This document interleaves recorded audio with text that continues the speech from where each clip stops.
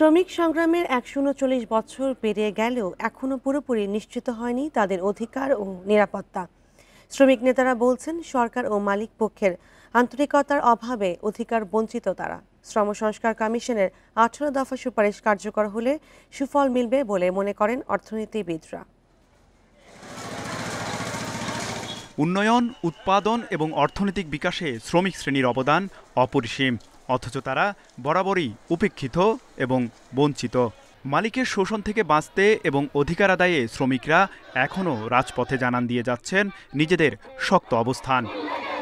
শ্রমিকের অধিকার আদায়ে দেশের শিল্প খাতে ট্রেড ইউনিয়নের গুরুত্ব থাকলেও নানা বিধিনিষেধে বাস্তবে তা কার্যকর নয়। তবে তা শিথিল করা নিয়ে দীর্ঘদিন ধরে দেশি বিদেশি চাপ রয়েছে। ট্রেড ইউনিয়ন নিবন্ধনে হয়রানি বন্ধে মোট শ্রমিকের আনুপাতিক শর্ত শিথিলে জোর দিয়েছে শ্রম সংস্কার কমিশন। রাষ্ট্র যদি তার নিরপেক্ষ জায়গায় না যেতে পারে, তাহলে পরে এই বিষয়টির পরিবর্তন হবে বলে আমরা মনে করি না। শ্রম আইনে বলা থাকলেও এখনও পেশাগত অসুস্থতায় শ্রমজীবী মানুষের স্বাস্থ্যসেবা নিশ্চিত হয়নি বলে অভিযোগ শ্রমিক নেতাদের। তাদের মতে, রাষ্ট্রের ব্যবস্থাপনায় এ খাতে শ্রমিকদের ব্যয় মালিককেই নিশ্চিত করতে হবে। মালিকের সম্পদ উৎপাদন করতে যেই শ্রমিক এই অসুস্থতাটাই আক্রান্ত হচ্ছে, ফলে তাকে সুস্থ করে তোলার দায়িত্ব এই মালিকের দায়িত্ব দিলেই সেটি কার্যকর হয় না। আমরা আইনে থাকা সত্ত্বেও শ্রমিকরা সেই সুবিধাটি পাচ্ছে না, এই জন্য আমরা রাষ্ট্রের কাছে দাবি করছি। দেশের তৈরি পোশাক, ট্যানারি সহ ৪২ খাতে ন্যূনতম মজুরি রয়েছে। এখনও ১০০টি খাত ন্যূনতম মজুরি কাঠামোর বাইরে রয়ে গেছে। বিশ্লেষকরা বলছেন, রাষ্ট্র নিরপেক্ষ জায়গায় যেতে না পারলে শ্রমিকের অধিকার বাস্তবায়ন সম্ভব নয়। মজুরি সংক্রান্ত সুপারিশগুলো বাস্তবায়ন করে একটি জাতীয় মজুরি বাস্তবায়নের দিকে যদি ধীরে ধীরে এগোয়, তাহলে ভবিষ্যতে আমরা মনে করি যে শ্রমিকদের জন্য জীবনমান সম্পন্ন একটি মজুরি পাওয়ার সুযোগ তৈরি হবে। শ্রমিক অধিকার নিশ্চিতে সম্প্রতি অন্তর্ভুক্তিমূলক উন্নয়ন, শ্রমিক আবাসন তহবিল, মূল্যস্ফীতির ভিত্তিতে মজুরি বৃদ্ধিসহ ২৫টি সুপারিশ অন্তর্বর্তী সরকারকে জমা দিয়েছে শ্রম সংস্কার কমিশন। তৌহিদ রানা, ইন্ডিপেন্ডেন্ট নিউজ, ঢাকা। রাজনৈতিক দল গণতন্ত্রের নিয়ামক হলেও নাম সর্বস্ব দল ক্ষতিকর।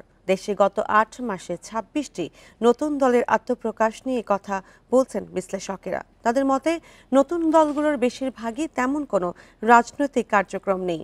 ব্যক্তি স্বার্থ ও নির্বাচনী জোটে ঢুকে দু একটি আসন বাগিয়ে নেয় তাদের লক্ষ্য। ছাত্র জনতার গণঅভ্যুত্থানের মুখে গত ৫ আগস্ট দেশ ছেড়ে ভারতে পালিয়ে যায় পতিত সরকারের প্রধানমন্ত্রী শেখ হাসিনা। পতন হয় ১.৫ যুগের স্বৈরশাসনের। গণঅভ্যুত্থানের নেতৃত্ব দেয়া বৈষম্য বিরোধী ছাত্র আন্দোলনের নেতারা নতুন রাজনৈতিক দল জাতীয় নাগরিক পার্টি এনসিপি গঠন করেন।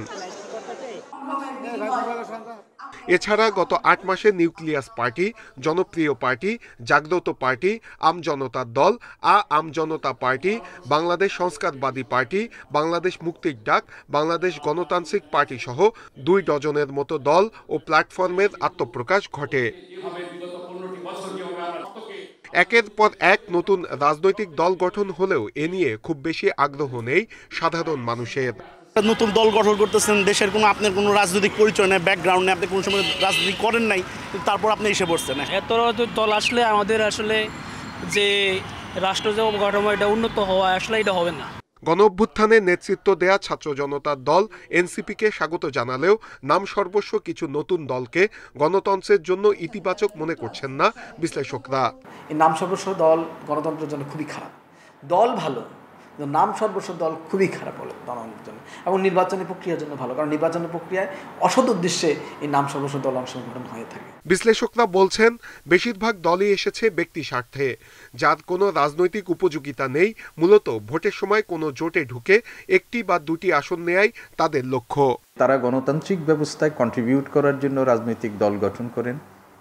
এইটা যতটা না, তার চেয়েও বেশি হচ্ছে রাজনৈতিক দল গঠনের মধ্য দিয়ে নিজের কিছু ব্যক্তিগত উদ্দেশ্য বা একটা গোষ্ঠীগত উদ্দেশ্য সেটাকে চরিতার্থ করার লক্ষ্য থাকে।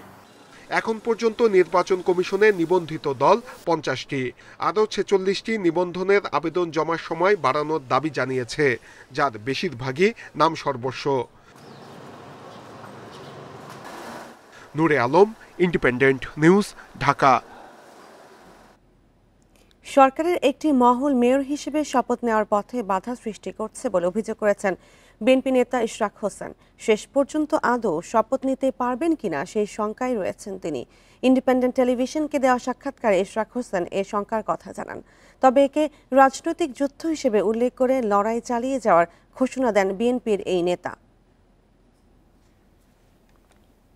আইনি লড়াইয়ে জয় পেয়েছেন। আদালত থেকেও ঢাকা দক্ষিণের মেয়র হিসেবে নাম ঘোষণা হয়েছে। এরপর নির্বাচন কমিশন থেকেও প্রকাশ হয়েছে গ্যাজেট। তবুও ঢাকা দক্ষিণ সিটির মেয়র হিসেবে শপথ নেয়ার ক্ষেত্রে শঙ্কা কাটছে না বিএনপি নেতা ইশরাক হোসেনের। আমি ওথ কবে নিচ্ছি বা আদৌ নিতে পারবো কিনা, আমাকে ওথ নিতে দেবে কিনা, এটাও সরকারের উপর নির্ভর করতে। অবশ্যই আশঙ্কা রয়েছে, কারণ যেহেতু পূর্ববর্তী ধাপগুলায় আমি বাধা ফেস করে এসেছি, তো আমার ব্যক্তিগতভাবে আমি নিশ্চিত যে এখানে সরকারের একটি মহল দৃঢ়ভাবে চাচ্ছে না এবং এটাকে থামানোর জন্য তারা আপ্রাণ চেষ্টা করছে, এটা আমি নিশ্চিত আমার ব্যক্তিগতভাবে।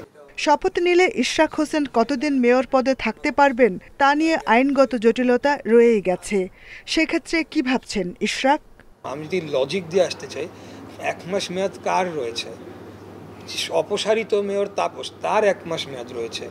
আমার ইশরাক হোসেন, আমার তো মেয়াদ শুরুই হয় নাই, তো এখানে মেয়াদ শেষের প্রশ্নটা এখানে আনাটা অবান্তর বলে আমি মনে করি এবং প্রয়োজন বোধে আমরা এটার একটা সমাধান চাওয়ার জন্য আবারও আদালতের দ্বারস্থ হব। মেয়র পদে গ্যাজেট নিয়ে অযথাই বিতর্ক সৃষ্টি করা হচ্ছে বলেও মনে করেন ঢাকার সাবেক মেয়রের ছেলে ইশরাক হোসেন। এটা কিন্তু একটা পলিটিক্যাল ফাইটে পরিণত হয়েছে আমার জন্য। আমি যেখানে মেয়র হিসেবে দায়িত্ব নিলে কারো কারো স্বার্থে আঘাত লাগতে পারে, কারো কারো রাজনৈতিক স্বার্থ থাকতে পারে, কারো কারো অর্থনৈতিক স্বার্থ থাকতে পারে।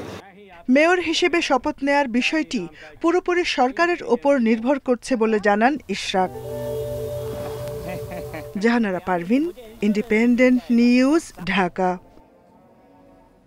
ইশরাকের মেয়র ইস্যুতে সময় মতো মত দেয়নি আইন মন্ত্রণালয়। নির্বাচন কমিশনার আবুল ফরজল মোহাম্মদ সানাউল্লাহ জানান, আদালতের আদেশ বাস্তবায়ন করতে গ্যাজেট প্রকাশ করা হয়েছে। বুধবার কমিশন সভা শেষে সাংবাদিকদের কাছে এসব কথা বলেন তিনি। গত 27 এপ্রিল ইশরাককে ঢাকা দক্ষিণ সিটি কর্পোরেশনের মেয়র ঘোষণা করে গ্যাজেট প্রকাশ করে নির্বাচন কমিশন। এতে ক্ষোভ জানিয়ে আইন উপদেষ্টা বলেন, মত না নিয়ে গ্যাজেট প্রকাশ করেছে ইসি। গত 27 মার্চ 2020 সালের 1 ফেব্রুয়ারি অনুষ্ঠিত সিটি কর্পোরেশনের নির্বাচনের ফল বাতিল করে ইশরাক হোসেনকে বিজয়ী ঘোষণা করে দেয় আদালত। একই সাথে শেখ ফজলেনুর তাপসের গ্যাজেট বাতিল করা হয়। আমরা দ্রুততম সময়ের মধ্যে মতামত চেয়েছিলাম। আমাদের 27 তারিখ, আমাদের 25 তারিখ ছিল তো 10ম দিন, 25 তারিখ ছিল শুক্রবার। 26 আমরা যেহেতু শুক্রবার ছিল, আমরা একটু অ্যাডভান্টেজ নিয়েছিলাম 2 দিনের, যে শুক্র শনি ছুটির দিন। আমরা রবিবারের দিন বিকেল 5টা পর্যন্ত ওয়েট করে, আমরা যেহেতু রিপ্লাইটা পাই নাই, তারপরে আমরা কমিশন সিদ্ধান্ত নিয়ে এটা আমরা যাতে আদালতের আদেশের জন্য ব্যত্যয় না হয়, আমরা সেটা পালন করেছি।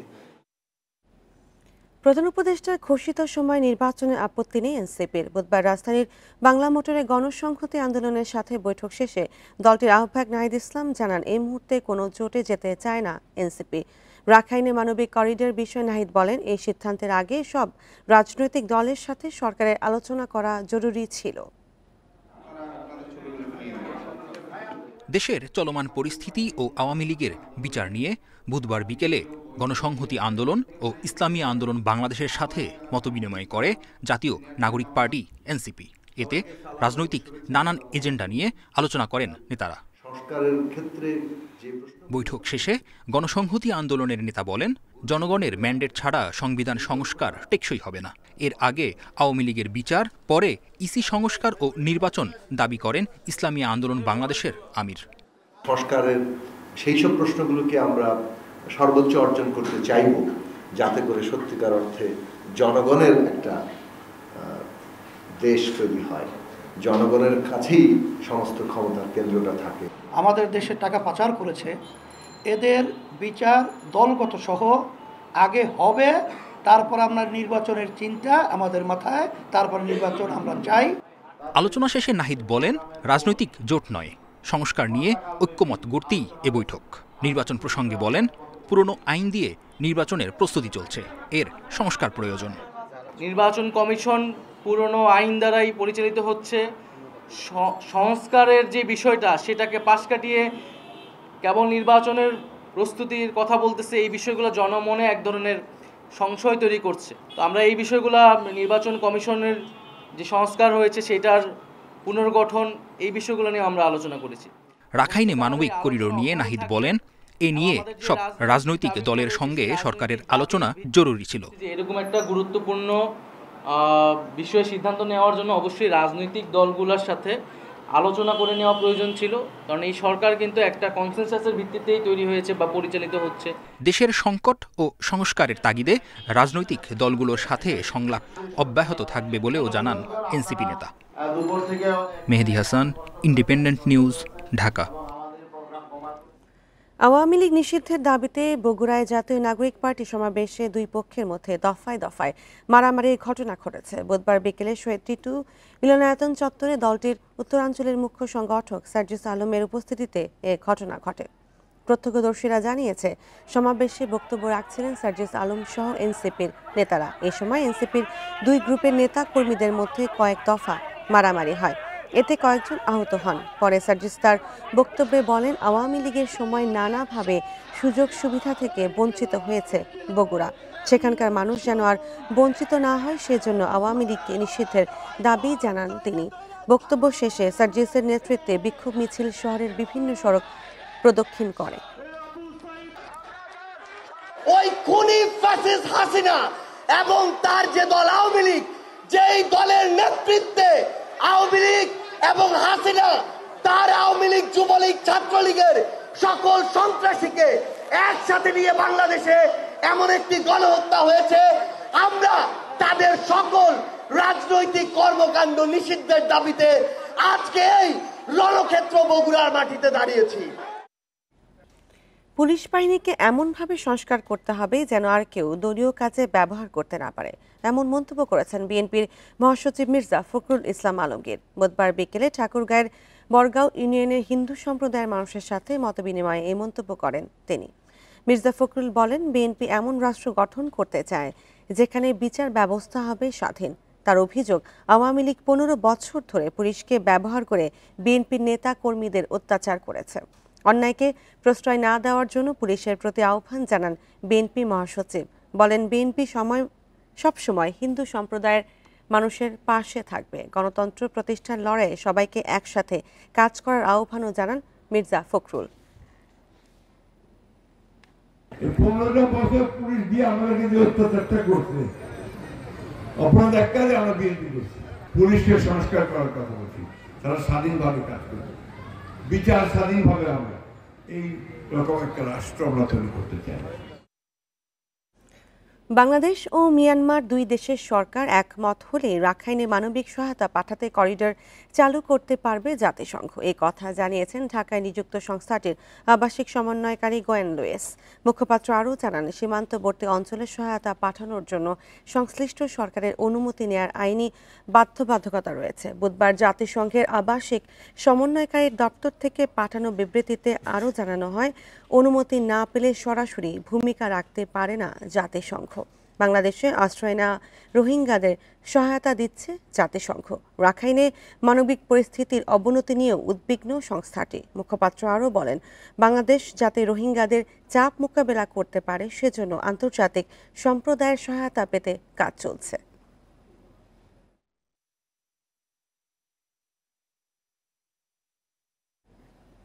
রাষ্ট্রদ্রোহ মামলায় সাবেক ইসকন নেতা চিন্ময় কৃষ্ণ দাস হাইকোর্টের দেওয়া জামিন স্থগিত চেয়ে চেম্বার আদালতে আবেদন করেছে রাষ্ট্রপক্ষ। এ নিয়ে শুনানি রোববার। বুধবার বিকেলে প্রথমে রাষ্ট্রপক্ষের আবেদনের ভিত্তিতে হাইকোর্টের দেওয়া জামিন স্থগিত করে চেম্বার আদালত। কিছুক্ষণ পর আবার তা প্রত্যাহার করে নেন চেম্বার জজ। এর আগে দুপুরে বিচারপতি আতাউর রহমান খান ও আলী রোজার সমন্বয়ে গঠিত হাইকোর্ট বেঞ্চ চিন্ময় দাসের জামিন মঞ্জুর করেন। এর পরপরই চিন্ময় দাসের জামিন স্থগিত চেয়ে চেম্বার আদালতে আবেদন করে রাষ্ট্রপক্ষ। এর আগে 4 ফেব্রুয়ারি তাকে কেন জামিন দেওয়া হবে না তা জানতে চেয়ে রুল দেয় হাইকোর্ট। সকালে সেই রুলের শুনানিতে রুল যথার্থ ছিল বলে রায় দেন হাইকোর্ট। গত বছরের 25 অক্টোবর চট্টগ্রামে সনাতনী সমাবেশ হয়। ওই সমাবেশের পর গত 31 অক্টোবর তার বিরুদ্ধে জাতীয় পতাকা অবমাননার অভিযোগে রাষ্ট্রদ্রোহের মামলা হয়।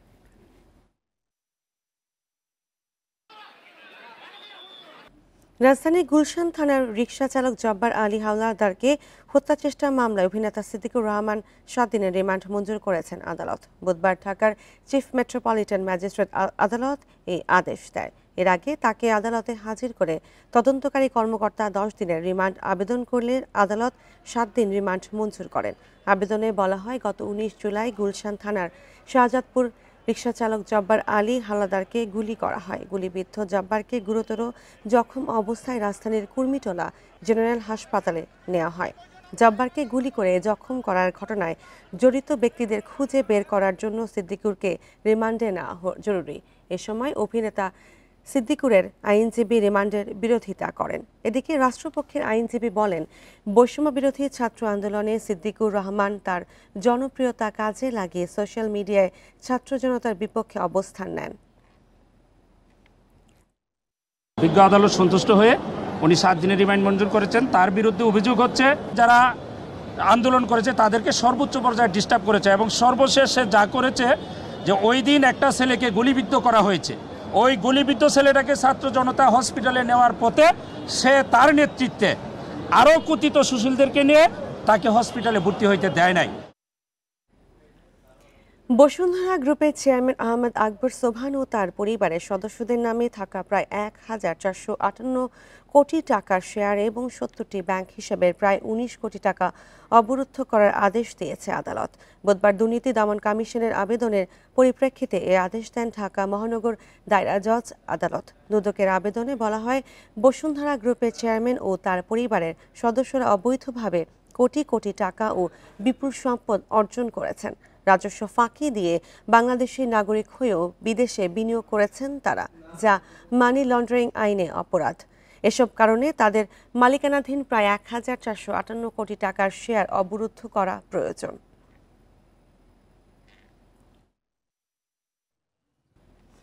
বত্রিশ বছর পর জাহাঙ্গীরনগর বিশ্ববিদ্যালয়ের কেন্দ্রীয় ছাত্র সংসদ জাকসু নির্বাচনের তারিখ ঘোষণা করেছে কর্তৃপক্ষ। আগামী 31 জুলাই সকাল 9টা থেকে বিকেল 5টা পর্যন্ত হবে ভোট গ্রহণ।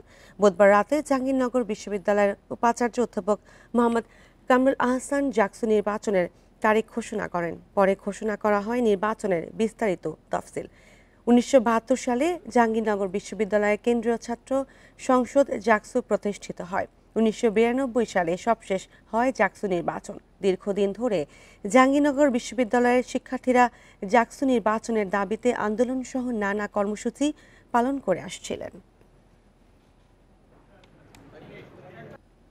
কর্মক্ষেত্রে নানা সংকটে জর্জরিত মৌলভীবাজারে চা বাগানের শ্রমিকরা। স্বাস্থ্যসেবা, আবাসন, শিক্ষা ও ন্যায্য মজুরিতে রয়েছে সীমাহীন ঘাটতি।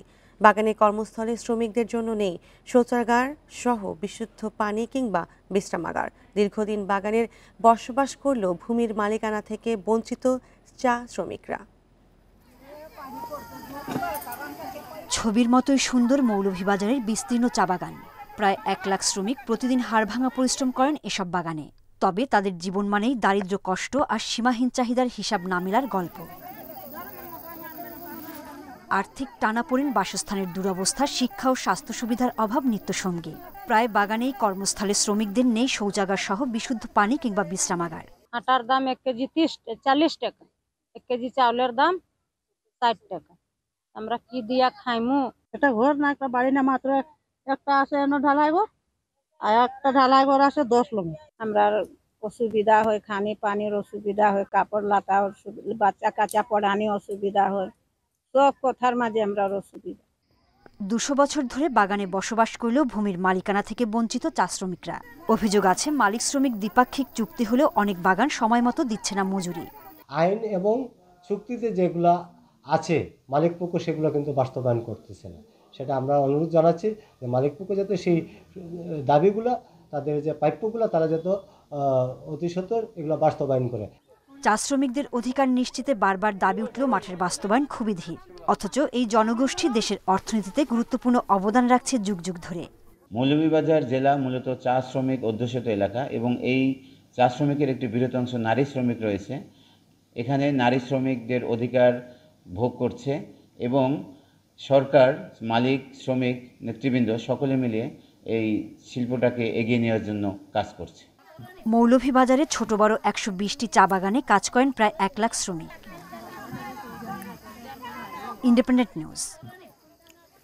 মহান মে দিবসের সাথে যোগ হওয়া 2 দিনের সাপ্তাহিক ছুটিতে পর্যটন কেন্দ্রে বেড়েছে পর্যটক সমাগম। এরই মধ্যে প্রায় সবগুলো হোটেল রিসর্ট বুকিং হয়েছে। ব্যবসায়ীরা বলছেন, ঈদে জমজমাট ব্যবসার পর টানা দ্বিতীয়বার পর্যটকদের ঢলে প্রাণ ফিরে পাবে পর্যটন খাত। কক্সবাজার বিশেষ দিবস সহ যে কোনো ছুটিতে পর্যটকের ভিড় থাকে এই সমুদ্র সৈকতে। এবার মে দিবসের ছুটি সহ টানা ছুটিতে পরিবার পরিজন নিয়ে জড়ো হয়েছেন অনেকে। পয়লা মের উপলক্ষে তারপর আরো 2 দিন ছুটিও আছে, আরো কয়েকদিন ছুটি এভাবেও দেওয়া হয়েছে। তো এই কারণে আমরা একটু ভাবলাম যে কক্সবাজারে আসি, এখন একটু ওয়েদারটাও সুন্দর, সেফটি সিকিউরিটি অনেক ভালো, আর মোটামুটি ভালো এনজয় করছি। কক্সবাজারে 5 শতাধিক হোটেলের বেশিরভাগ কক্ষ বুকিং হয় আগে থেকেই। কিছু হোটেলে পর্যটকদের জন্য দেয়া হয়েছে বিশেষ ছাড়, আর পর্যটকদের নিরাপত্তায় নেওয়া হয়েছে নানা পদক্ষেপ। বন্ধের দিনগুলো সাধারণত খুব বেশি ডিসকাউন্ট থাকে না। আমরা হোটেল মিডিয়া এবং রয়্যাল বিচ রিসোর্টে আমরা 40% পর্যন্ত ডিসকাউন্ট দিয়েছি পর্যটকদের জন্য। পাশাপাশি আমাদের যে ইনডোর রেস্টুরেন্টে খাবারের ক্ষেত্রে তাদের বিশেষ ডিসকাউন্ট থাকছে। 3 দিনের যে একটা ক্রস ছুটি, এই ছুটিতেও লাখ লক্ষ পর্যটকের সমাগম ঘটবে। এই অবস্থায় আমরা পূর্বের মতো একেবারেই শক্ত অবস্থানে আছি। যারা অপরাধী আছে তাদেরকে কোনো অবস্থাতে না ঢুকতে পারে তার জন্য আমাদের 4 স্তর বিশিষ্ট নিরাপত্তা টিম থাকবে। সবুজ পাহাড়, চা বাগান আর অনিন্দ্য প্রাকৃতিক সৌন্দর্যে ভরা মৌলভীবাজারের পর্যটন কেন্দ্রগুলো মুখর ভ্রমণপ্রেমীদের পদচারণায়। গত ঈদেও আমরা মোটামুটি পর্যটকদের সাড়া পেয়েছি। তারপর থেকে একটু পর্যটকদের সমাগম কম হয়েছে। আশা করতেছি আগামী 3 দিনের ছুটি আছে, সেখানে ভালো পর্যটকদের সমাগম হবে। ব্যবসায়ীরা বলছেন, ঈদে জমজমাট ব্যবসার পর দ্বিতীয়বার পর্যটক সমাগমে প্রাণ ফিরে পেয়েছে পর্যটন খাত। পর্যটন শিল্পে সংশ্লিষ্ট ব্যবসায়ীদের ঘুরে দাঁড়ান যে প্রচেষ্টা অনেকাংশেই কিন্তু সাফল্য পেয়েছে বলে আমরা মনে করি। শ্রীমঙ্গল উপজেলায় এবং মৌলভীবাজার জেলায় অসংখ্য হোটেল রিসোর্টে পর্যটকরা আসবেন এবং রিসোর্টগুলোতে ইতিমধ্যে শতভাগ বুকিং হয়েছে। টানা 3 দিনের ছুটিতে মাধবকুণ্ড ঝর্ণা, লাউয়াছড়া জাতীয় উদ্যান সহ 50টি দর্শনীয় স্থানে ব্যাপক পর্যটকের সমাগমে আশা করছেন ব্যবসায়ীরা। Tanzil Hasnat, independent news. April শেষে দেশের বৈদেশিক মুদ্রা রিজার্ভ দাঁড়িয়েছে $27.41 বিলিয়ন। আইএমএফের হিসাব পদ্ধতি অনুযায়ী রিজার্ভ $22.05 বিলিয়ন। বাংলাদেশ ব্যাংকের নির্বাহী পরিচালক ও মুখপাত্র আরিফ হোসেন খান এ তথ্য নিশ্চিত করেছেন। 2023 সালে সেপ্টেম্বর মাসে 21 বিলিয়নে নেমে যায় নিট রিজার্ভ। এরপর ধারাবাহিকভাবে কমে 18 বিলিয়নে নামে। আওয়ামী লীগ সরকারের পতনের পর অর্থ পাচার কমে আসায় বাড়তে শুরু করে রিজার্ভ। দীর্ঘদিন পর রিজার্ভ $22 বিলিয়ন অতিক্রম করল। এর আগে চলতি মাস এপ্রিলের 17 তারিখ পর্যন্ত গ্রস রিজার্ভের পরিমাণ ছিল $26.73 বিলিয়ন বা $2,673 কোটি। আর আইএমএফ হিসাব পদ্ধতি অনুযায়ী রিজার্ভ ছিল $21.39 বিলিয়ন।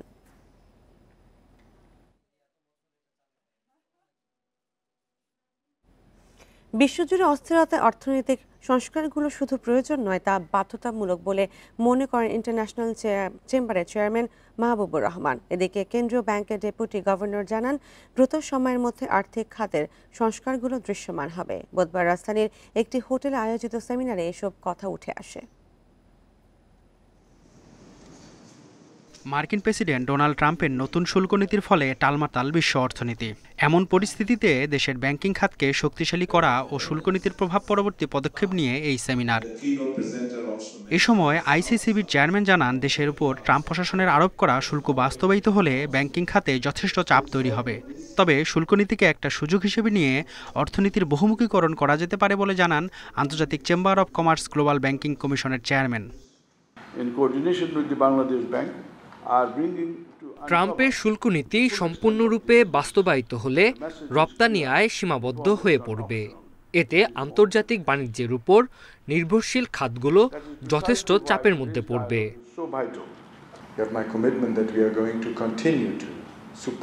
বাংলাদেশ গত কয়েক দশক ধরে বিনিয়োগে উন্নতি করছে।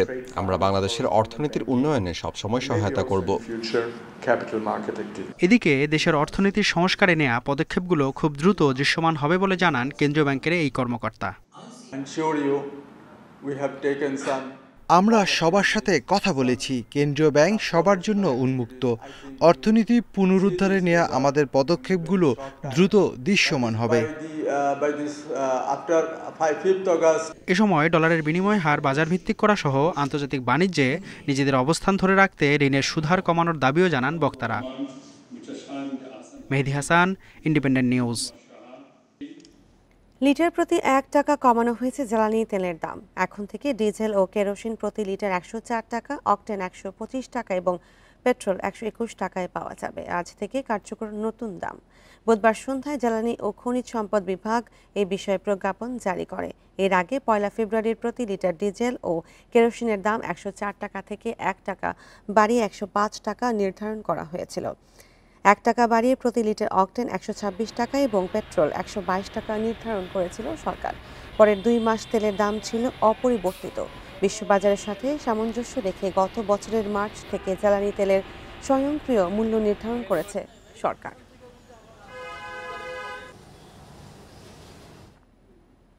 বরিশাল নগরীতে উদ্বেগজনকভাবে ছড়িয়ে পড়েছে পানিবাহিত চর্মরোগ। সিটি কর্পোরেশনের হিসাবে নগরীর বস্তি ও নিচু এলাকার 60 ভাগের বেশি মানুষ এই রোগে আক্রান্ত। জনস্বাস্থ্য বিশেষজ্ঞরা বলছেন, অপরিচ্ছন্নতা, জলাবদ্ধতা ও দূষিত পানির কারণে প্রকট হচ্ছে চর্মরোগ। বরিশাল নগরীর 5 নম্বর পলাশপুর বস্তি এলাকায় 6000-এর বেশি মানুষের বাস। গত 1 মাসে সেখানে চর্মরোগে আক্রান্ত হয়েছেন 3788 জন। স্থানীয়দের অভিযোগ, বস্তির পাশে খালের পানি ব্যবহারে এই সমস্যা তাদের। বাচ্চাদের অ্যালার্জি, আজকে এই বাচ্চার অনেক দিন, 1 সপ্তাহ বেশি, আর বড় মেয়ের আজকে 3 দিন। আমরা যে মেডিসিন আনি ওতে কামাই না। খাল কাটছে ভালো লাগে আমাদের, কোনো ড্রেনের সব দিকে লাইনগুলো না এইতে পানিটা নষ্ট করি ফেলা।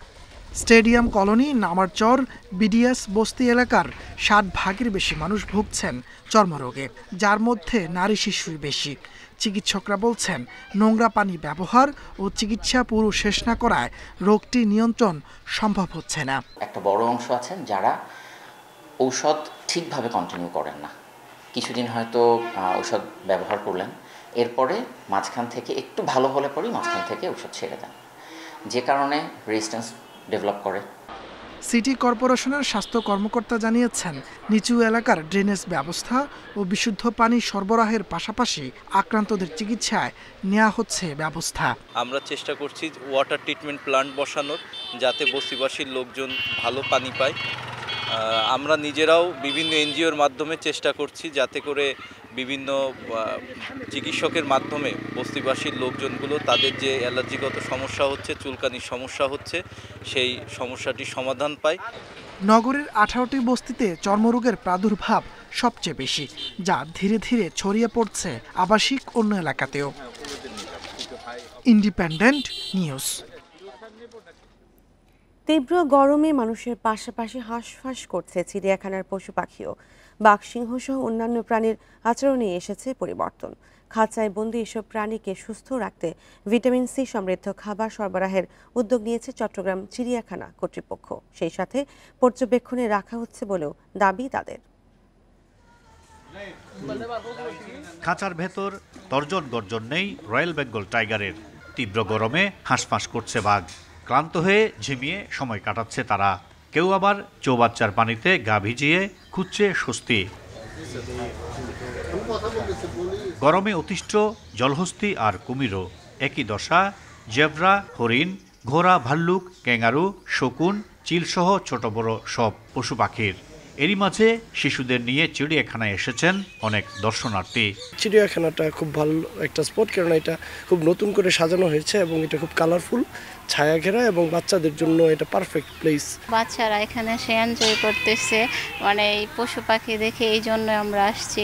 বৃষ্টির অভাবে গরম বেড়ে যাওয়ায় চিড়িয়াখানায় পশু পাখিদের আচরণে দেখা দিয়েছে ভিন্নতা, বলছেন কর্মকর্তারা। প্রচণ্ড গরম, স্বাভাবিক তারা মুভমেন্টটা তাদের একটু কম, খাওয়া দাওয়া একটু কম, এবং তারা ছায়া এবং পানিতে থাকার বেশি করতেছে। তো সামনে বৃষ্টি হলে আশা করি যে এই ধরনের যে বিরূপ এনভায়রনমেন্টটা এটা চলে যাবে। চিড়িয়াখানায় প্রাণীগুলোকে সুস্থ রাখতে প্রতিদিন চৌবাচ্চার পানি পরিবর্তন করা হচ্ছে। খাবারে ভিটামিন সির পরিমাণ বাড়ানো হয়েছে বলে জানান ভেটেরিনারি চিকিৎসক। আমরা প্রতিদিন তাদেরকে ইলেকট্রোলাইট, ভিটামিন সি এবং পানি স্প্রে করতেছি তাদের গায়ে, এবং সারাদিনে কয়েকবার তাদের যে পানি, গোসলের পানি, সেটা আমরা চেঞ্জ করে দিচ্ছি। যদি কোনো অ্যানিম্যাল যদি একটু দুর্বল বা মনে হয়, তাদেরকে আমরা স্পেশাল যে যত্ন সেটা আমরা নিচ্ছি। চট্টগ্রাম চিড়িয়াখানায় বর্তমানে 66 প্রজাতির 520টি প্রাণী রয়েছে। এর মধ্যে 18টি বাঘ ও 2টি সিংহ। Ahsan Riton, Independent News, Chattogram. আর এই ছিল এখনকার সংবাদে। ইন্ডিপেন্ডেন্ট টেলিভিশনের সব খবর বিস্তারিত জানতে চোখ রাখুন ফেসবুক, ইউটিউব ও এক্সে। ধন্যবাদ সবাইকে।